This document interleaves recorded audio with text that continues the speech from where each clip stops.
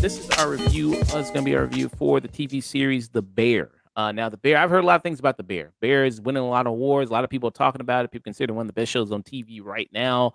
It's on the list of even people say one of the best shows of the 21st century already, and it's only been 2 seasons in. People praise the performances of Jeremy Allen White, Io Debris, who you're seeing everywhere right now. Io Debris was basically in every single movie last year in 2023. Jeremy Allen White was just in The Iron Claw.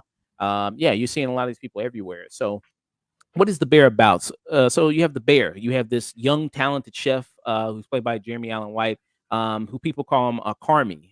Carmen is his name there. And his brother committed suicide, who ran this Italian beef shop in Chicago. And so when he committed suicide in his will, he left it to his brother. Carmi there is Jeremy Allen White. And so he paused his kind of upstart, really superstar rising career as this chef to come back and manage and run his brother's old Italian beef shop. And this is a real shop in Chicago. If you go, it is a real shop there. It's called Mr. Beef. Did you know about this place there, Nathan, Mr. Beef? I've been there. Okay. How is Mr. Beef? It's really good. Really Okay. good and really affordable, like $6 for a sandwich. Okay. Nice. Indeed. Hell yeah. Yeah. So if you go there, highly recommend. I mean, the line is probably out the door right now because everybody going like, I want to go to the place in the Bear. You know what I mean? The line is there's a decent line. I had a bit of a line last time I went there that wasn't there any of the other times. But yeah, no, I mean, this show is fantastic at showing off Chicago. One of my favorite restaurants of Vec is in there in the second season when Io Debris kind of has her whole episode going through all the different places in Chicago for inspiration. Yeah. One of the best dishes over there is a chorizo or stuffed date wrapped in bacon with an ahi pepper sauce and a rustic bread they give you over there. It's so fucking good.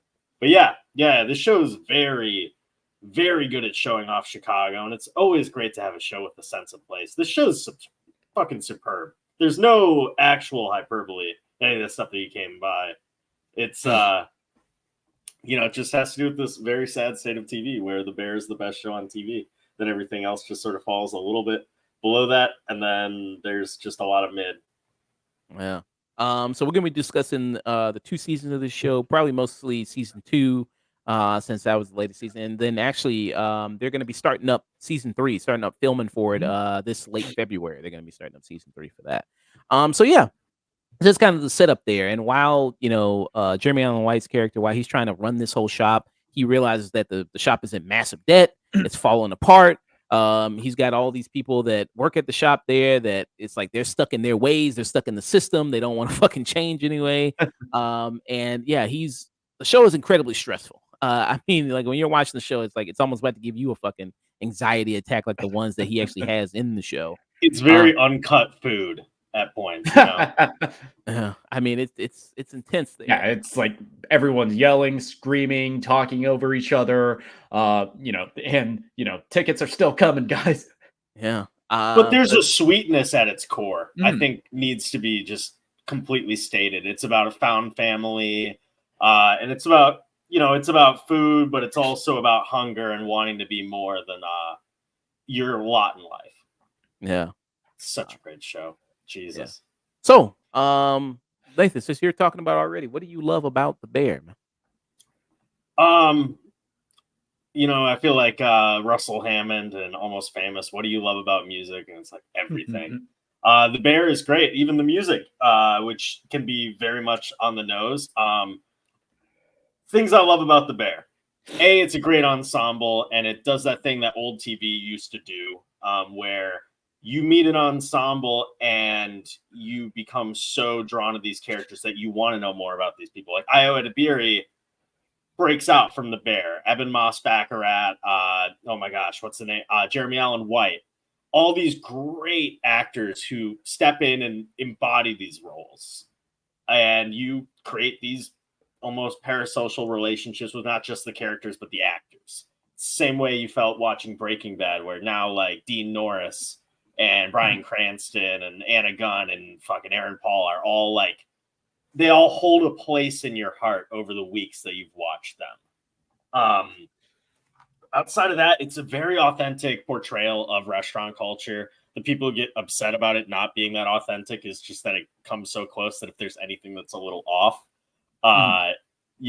it feels more skewed. But this is, as far as a show or a movie about just working in a kitchen, this is as realistic as it gets.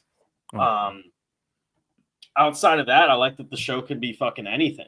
You could have an episode that is just stress city. You can have an episode that just hurts your soul. I love the use of cameos in this show. There are so many huge, big actors that and they'll show up, and you'll expect like maybe that might be distracting. There's even an episode that is like, for the most part, just actors showing up, and it never distracts from the overall plot. It's not like C-3PO showing up in Ashoka or like Darth Vader showing up in Obi-Wan.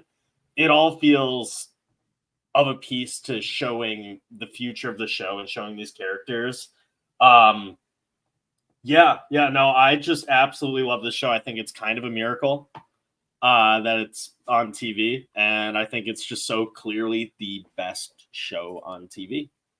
So what are the parts that are off about wrestling that they get wrong in the show?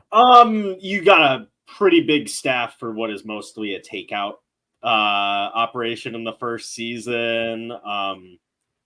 Trying to think of other things. I've heard a lot just like flying a chef over to Copenhagen to just like research for a little bit, Yeah. Those things are, I guess, askew and really beg to question the credibility of like the constant money troubles that they have. But it's all very forgivable because you just get to go deeper in with these characters through that. Like, I wouldn't want two less people on the show to care about. Yeah. And and I wouldn't sacrifice that episode directed by Rami Youssef where he goes to Copenhagen. So and we're about to get into, because you said this show always, they have a big amount of guest stars that come in the show. When we get into the Thanksgiving episode, they did a lot of that, bringing in major guest stars. Also, you do have some people who, like Will Poulter, who shows up. You have Olivia Colman, who shows up in episodes there. Very nice. And that's just the second season. The first season, you get like Joel McHale. I mean, the big person who almost feels like he's such a huge star, but he's only been in 3 scenes ostensibly, is John Barenthal. Yep, John Barenthal, who's the brother that committed suicide, Michael. Nathan, what do you think about? Nick. Nick's okay. This show, it is kind of perfect television because, like you said, you have such this strong ensemble and this strong hand as a showrunner with Christopher Storer that you can in one episode have an extended single take where everything is hitting the fan, and it is the most anxiety driven thing I have watched. I can barely watch that episode without nearly having a panic attack. And then in the second season, you can have episodes that are just vibes. You can take a character like Marcus, who is played by Lionel Boyce, and kind of have his own little side adventure. You can take Richie, who is played excellently by even Moss-Bachrach, who was a character I despised in the first season, and give him one of the best episodes of the show. I'd argue the best episode of the show with that one. It made me give a shit about Taylor Swift. And he's in the episode Forks there.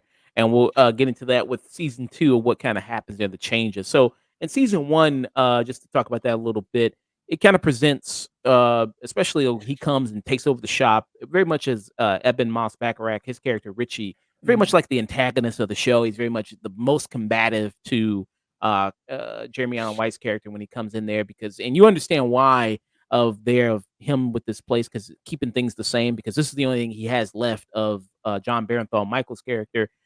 His character Michael, who was his best friend. He's so close to the family that he gets referred to as cousin, even though he's not really any way blood related to the family. He just gets referred to as cousin there. So you see a lot of that, and you see kind of even in that first season, like he's got a daughter, he's estranged from his wife. You know what I mean? His wife is with another man, and that kind of like very strained relationship there. And he's trying to do the best he can to kind of take care of her and step up. And he's like, you know, I'm a 40-something-year-old man. I'm still wrapping sandwiches. Like I don't want to, you know, do that. I want to kind of advance and maybe kind of get better there. You know, one amongst another of the cameos, Oliver Platt, who comes in here. Oh, it's so fucking great. Who's Cicero there. He's like a mob guy. He's the one that lends a bunch of money to the shop there. And you know, that was something that Jeremy Allen White didn't know coming into it. It's like they're in massive amounts of debt, especially to a mobster, that guy who is like, hey, if you don't pay us money, I'm gonna probably break your legs. I don't want to break your legs, but you know, I gotta do what I gotta do. And it's like, well, you can either, you know, just allow me to kind of sell the shop to me and I can just demolish it and take the property, which is probably worth a good amount of money. I get my money back on it. So you also have that there, which good performance from Oliver Platt, by the way, who shows up here too. He's really good. I mean, everybody in the show is absolutely fantastic. The whole cast around, and like you said, you know, with a show like this, what makes a really great show is that you can follow a lot of other different characters. You know, as Nathan mentioned, you can follow like there's episode with just Io Debris, where she kind of goes, her character Sydney, where she goes around in Chicago and then tries all these different foods to get inspiration. You can't have an episode with Marcus where he goes to Denmark there and he goes to Will Poulter's character to learn how to make pastries with him, because he's the pastry chef for the restaurant. You also have an episode even with Tina, and then an episode who's her mate there? What's his character's name? Tina and Ibra. There, who they're the two older chefs they're working, and then they get a chance to go to culinary school. And you see that, you know, like when he comes there, because Carmen at first it's like he's kind of like, it's like, oh, you're this fancy fucking chef that comes there and you're gonna, you know, tell us how to do things. But him being there, almost it raises everybody's game. It kind of levels everybody. Everybody wants to kind of level up there now because he's there and he has this such reputation. And then Io Debris, she's one of the newer people. She's in a position like with Carmen, where she kind of comes in at the same time of being a newer person to the shop and meeting these kind of people there. She's the sous chef there of the restaurant, Io Debris, and that's the person who's like right below the head chef of Jeremy Allen White's character. So you kind of see that, you know, she kind of has higher aspirations. And, you know, when in season 2, when you see kind of characters go off and kind of have more of their own, because at season 2, we want to reinvent the shop and kind of have more of the vision that, you know, Michael and that Carmine wanted for the shop, of like the Bear and making it, you know, this big restaurant, this, you know, really, really hugely powerful restaurant in vision of what they wanted. And in order to have that done, in order to compete with a lot of the other fancier restaurants in Chicago, you know, they was like, hey, we're going to send you off, get more experience, and then come back to bring some more quality to the shop, which was really good. Yeah, Nathan, what do you think about season 1 and compared to season 2? Do you think it's a much improvement there with season 2? I mean, even with season 2, I think both seasons are pretty perfect. The first season, I would have been perfectly fine with it just being the last season of that show, because it took me on such a journey. You know, you feel like you're just on this plane and it makes the landing and it sticks this perfect landing, and you didn't even realize you were on a plane from the beginning of it. You're just like here with these people and enjoying your time. Second season, second it starts, you're just in sure hands, and about 3 episodes in, you're just like, oh, this is the best show, period. And then it just only gets better and better. And I think there was a little bit of criticism to the, like, are we going to get back into like actually running a restaurant? But so much of the conclusion of the show has to do with this. I mean, they're all just hungry. They're all looking for purpose.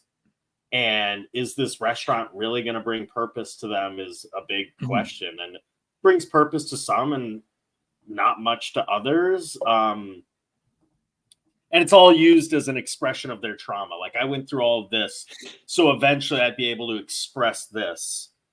And we kind of get like Empire Strikes Back ending to the season. So I guess season 2 is not as satisfying in its own capsule as season 1, but the show is such a fucking hit that they can do that. They can just be like, yeah, we'll end season 2 like this, because we know we've already found something that's broken through in a way that a lot of TV shows just can't these Yeah. days. And it's now, I think both seasons are pretty much on par. I'd have to rewatch them both, which I'm actually debating doing more. Yeah. Ewoks are going to be working the line. It's like, are you fucking with me to this little teddy bear? Why are you fucking with me? And you know what? We're talking about everybody. Jeremy Allen White is like probably the best screen partner on TV. He's able to bring so much out of everybody. You know, it's just, he's great. And he's got this bottled up, like coiled rage that 70s actors only have. This kind of rage and unprocessed trauma that is just boiling under the surface of Carmy. It's very like 70s Dustin Hoffman, very 70s Pacino. It's just there's so many different great things about this show from top to bottom. Yeah. And you know what? You brought up that one shot episode, Nick. The thing is, that show would already be my favorite show of that year without that episode being a oneer. And that doesn't necessarily make it better. And it doesn't make it worse. It's just one of those things that's like, oh yeah, this can just be technically impressive while also doing everything that I would ever want it to do. Yeah, and like you were saying, that it could have just been a cool stylistic choice, but everything that is kind of boiling over in the season, it comes to a head in that oneer episode. It's called a Review. It's directed by Chris Storr and written by Joanna Kahlo. It's just such a confidence to this show, a confidence that a lot of shows don't have. Or it has like this false concept of like this false confidence, like I'm important, look at me. I'm going to do a crazy thing every 2 episodes and take a big break in between. And this show is just great television. Yeah, and it's very impressive considering that this is the first TV show that Christopher Storr has run. He's mostly been a director of comedy specials. He directed specials for Bo Burnham, Hassan Minhaj. He was a director and executive producer on Raimi. Okay. So it makes sense why that guy came in. Oh, yeah, Rami. Yeah, that makes sense. Yeah. Someone watched Rami. I need to. So yeah, the series, it starts off with, even with season 1, like there isn't, I think, an episode of this show when you aren't all that much completely stressed out of something, because something's always happening. Even when you think something's going to go right, it seems like, oh, this is a good night. No, motherfucker gets trapped in a freezer, or, you know what I mean? Like, something always happens to fuck up the night there. And like, this is an example here. And this happens in season 1. Marcus, what the fuck are you doing still working on this shit? Yo, come on, what are you tripping for? Come the on, kicks are what in the the fuck oven. am I tripping If for? I'm doing Are this you till they're done, here right now? it doesn't make a difference. There's 4 kicks and still Yeah, I was going to cut them. They're not even cut yet? Yeah, it's not that big of a deal. Marcus, Shit. I'm doing them in 5, basically. I'm gonna order them in 5. Everything, fire everything right fucking now. Okay, I'll fire everything now. I just was finishing Step talking out. to Marcus. Step out. Okay, I'm gonna talk to Marcus. Step out. Get I'll order. the fuck off my expo shit now! Get the fuck off! Thank you. Jesus. God I damn. mean, it's just the energy, the crazy, and like, it's people just yelling. I imagine, I don't know how people in this show even have a voice after, after they're done filming, because they must be hoarse. Because it's just constant people screaming, talking over each other. I mean, it's just crazy. Well, that's the episode that we were talking about, the oneer that they do throughout the kitchen. And it's interesting because they have a fully working kitchen that they film on that's just, increased for space. And they got to do that entire episode just in one take, all fully rehearsed, letting out that energy. I can't remember how many takes it took, but it was like 4 or something. I couldn't imagine just working on that all day. But, we say it's stressful. I feel like a big hurdle for a lot of people, especially in the service industry, who want to watch the Bear is like, oh, it's just going to be like working a shift at work, but for no pay. And it's one of those things. It is so entertaining. It's very funny. It's very insightful. The show can truly be anything at any given moment. Especially I felt like the Copenhagen episode was really just like an Epsom salt bath to take for a little. It was one of the first times where we kind of very much shifted the vibe of the show from just constant stress to really just pure vibes, and that episode was directed by Rami Youssef.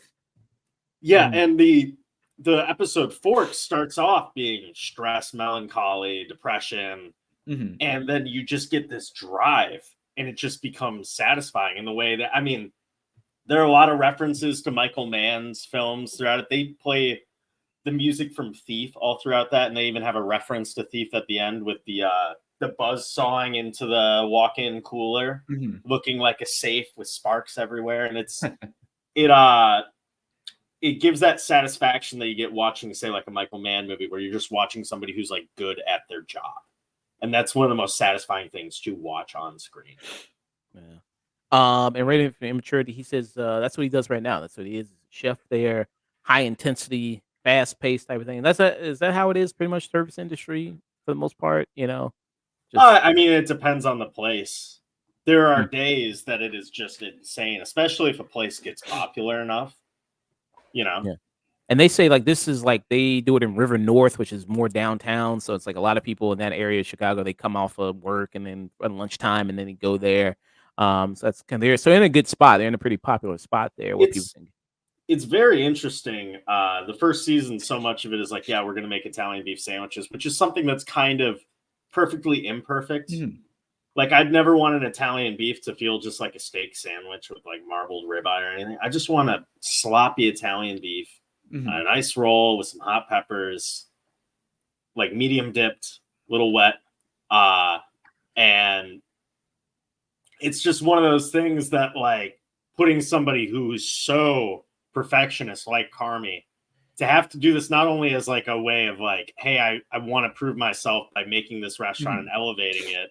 Yeah, and that was a huge thing of his arc, because a huge impetus of Carmy becoming this like award-winning Michelin star chef was that his brother Mikey never let him work there.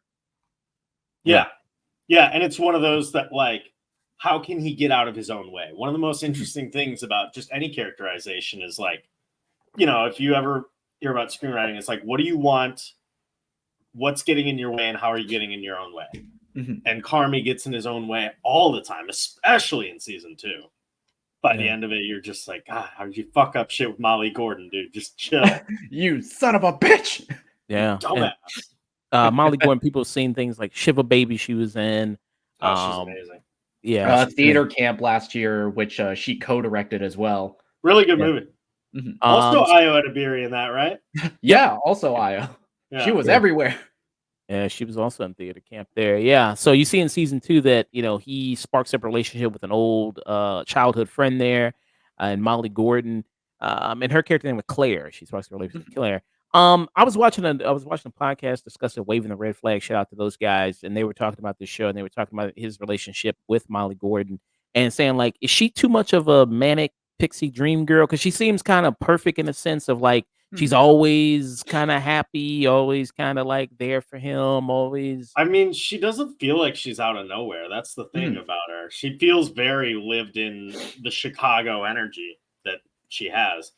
And I totally buy that there was just this thing that never ended up like happening between the two of them and him getting in his own way. And I mean, it's just, I think what makes it almost feel manic pixie dream girl to people is just to have like maybe the most charged sexual chemistry in between these scenes of like intensity. Yeah. Bless you. Thank you. Yeah. So you think that Jeremy Allen White Carmine, he's just a self-sabotager? Yeah, all the time. Yeah, absolutely. So if he was such a self-sabotager, how did he make it to be a Michelin star chef and succeed at that level, at that high?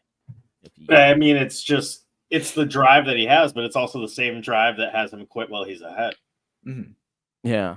And this, so I wonder that, but, and this was, what I was talking about. Here's like a little short of thing of them kind of talking about, just to get a sense of, not to really get them out of context here. Just a little intro here, a little bit there. I'm Claire. Sorry to interrupt. Claire is the worst written character I've ever seen. These kinds of guys. still doing this manic pixie dream Manic bullshit. Pixie Like, Dream really? Girl, and she's a doctor. Manic What? Pixie Dream Girl. That doesn't even make sense.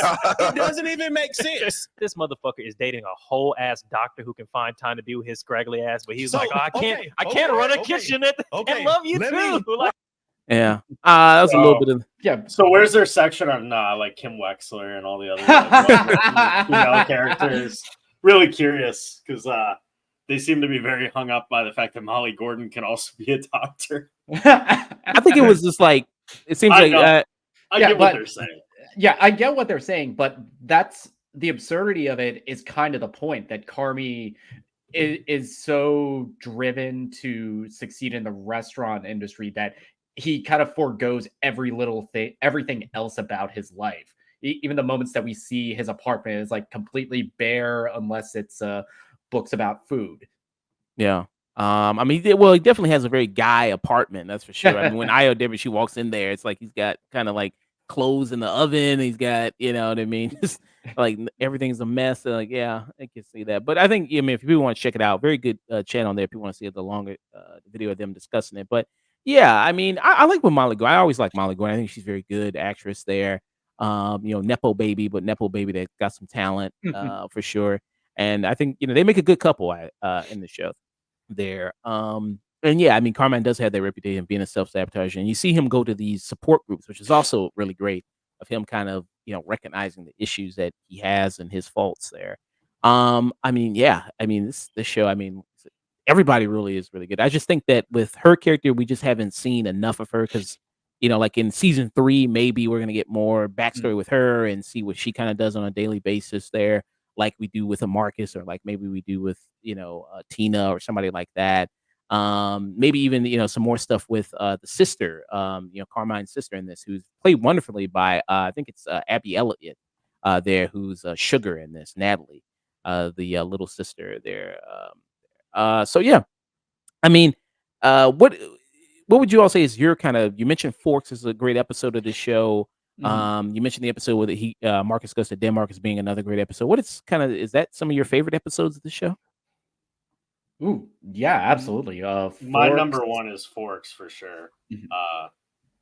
The Feast of the Seven Fishes is obviously Fishes great episode. as well. Yeah, Fishes episode 6, which is a flashback of Christmas night. Yeah. Which is pretty wonderful. I got that clip right here, which if you see, it's probably one of the better episodes of television. It's just like how tense and funny it is. I mean, it's absolutely good. And you get to, with this episode, you get to see John Bernthal as Michael there, in which before you just seeing kind of little kind of flashes here. Yeah, it's a character that's barely in the show, but you feel his presence. Oh, and we didn't even mention, shout out Bob Odenkirk, going from the best show on TV to another. The guest starring list on Fishes is kind of insane. Yeah, it's just such a flex. Yeah, in this episode, you got Jamie Lee Curtis, who's their mother. You got Sarah Paulson, who I think is the cousin or the aunt? I forgot about Sarah fucking Paulson. Yeah, it's she's their cousin. You also have John Mulaney, who's the boyfriend. The boyfriend. And I'm not gay like you all think. Yeah. You just throw a fork at me? I did. See, that's the thing, Lacey, because you see what you did, right? You already did that. I love the camera cutting to everybody. Like everybody just makes the perfect face. No, he started it, AJ. Mike, just don't throw fucking forks at people. Don't throw forks at people. It's a rule. It's a rule. It's a rule. Hey, fat. Using your fork. Yeah, I need it, Mike. I need it. Please, Mikey. Yeah? Yeah. I need to borrow it. Please. I just need to borrow it for 1 second. Mikey, hey, Lee. I'm just going to borrow it for a second. I just need it for 1 second. Come on, dude. Yo. Michael. Hey, Michael. Oh, shout out to what's her name from Community? Gillian Jacobs. Gillian Jacobs is also in this. And his wife. You're scared of the normals. This is fine. This is nothing. It's nothing. Hey, Mikey, can you hear me, buddy? Not right now, Stevie. Cut it out. Rich? Hey, look, here's the thing. You see, I can throw forks because this is our father's house. Right? Rich, Lee? My father's house. You have left off. Okay, you got everyone's attention. So go ahead and tell I mean, the reactions just everybody's like the best part of that episode. Everybody's just like fucking it. It is almost wall-to-wall music up until that moment, and then they cut out all the music for a moment to have that. Also, I mean, much praise I always give to Odenkirk, but talk about somebody who just like sort of slipped into that world almost instantly. I mean, most of the guest stars, but Odenkirk especially, I'm like, I can already picture Oliver Platt and you like having shady business deals. And this is Jamie Lee Curtis. This is her scene in it, which also is another great scene. Like you think when things are finally turned down, it's like okay, everything's cool now. You know, the tension is finally down, and then Abby Ellis, she's got to fuck up and say the one wrong, 3 wrong words.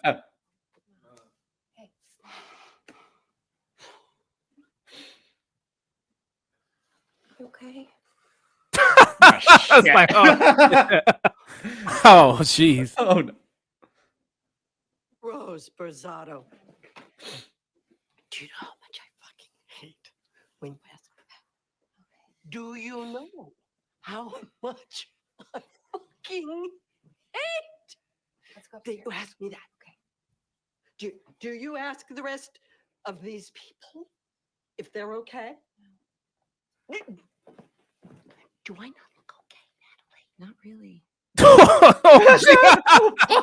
Oh man, that would have scared Michael Myers. I mean, that's the next snap. Holy shit! I just, man, everybody's so good in that episode, and that's the one episode where you're just like, okay, I'm finally gonna get a little relief from the kitchen, and it's just a pressure cooker. At first, you're like, fun, we're seeing the family all together. Yeah. It's another spot. Look at all these guest stars, and then it just slowly, you're just. Falling down into a dinner they've had a million times before like that. Yeah. And Jamie, you see her in the kitchen. She's got all these different timers going on, and she don't even remember what timer is for what. And then like she's doing 8 million things in the kitchen, and it's I mean it's insane. And that's why you love the show. I mean, it can have those. I can see why it was nominated for comedy too. I mean, it's got the drama element, but hell, I laughed at that episode. Well, it's nominated for comedy just because it's 30 minutes. Like it's kind of like the fucking what's his name? Oh my gosh, it's gonna kill me. Uncut Gems. Kevin Garnett. Kevin Garnett just looking at the like Crystal, being like, "It's 30 minutes. What is this? Why's it got so many laughs in it?" Man, I mean, you can't say just enough really great things about the show. The amount of high intensity the show is, of how stressed you are watching it, the kind of them constantly talking over each other is always great. It kind of brings that. It makes you feel like you're really there with them in these characters, and you could follow each of these characters and then have a great time watching it. I'm probably about to start my rewatch of it the second after we finish this recording. To be honest with you. Shit, I might be there with you. The show is fucking phenomenal. Yeah. So, Nathan, final thoughts, rating for The Bear there, man. I mean, I guess you have to stream it, but outside of that, I mean, it's perfect television. It's crazy that we're getting something this good and that it is breaking through like this. I'm like, I say stream it. It's like I forget what the highest rating is, but just highest possible guard. Just watch it. If you this is cinema's the highest. It is cinema. It's cinema on Hulu streaming, not even FX. I mean FX on Hulu, but it's great TV. Yeah. Nick, what about you, man? Yeah, this is one of the best written shows on television. Chris Storer, he made something very special that is one of the most anxiety-inducing shows, but still keeps that warmth and that humor that it is. I was kind of like taken aback when the Golden Globes and the Emmys nominated it for Best Comedy Series, but seeing it again, just watching it, all the episodes, seeing how much I've actually laughed in it. Yeah, the show is very tense. It is very anxiety-inducing, but it is still very funny. This has some of my favorite episodes of television I've ever seen, with fishes, with forks, and all culminating in 2 kind of perfect season finales with the first season, Brajol, and this second season, The Bear, which is friends and family night at the restaurant. Yeah, this is absolute cinema. I love this show. I'm definitely rewatching it the second I get a chance to again. Yeah. It was fun watching this. Fun finally getting a chance to binge it. quick binge. Each episode's about 30 minutes, so you can get through it in a relatively quick amount of time. Really great watch. I'm excited for season 3. Excited to watch that.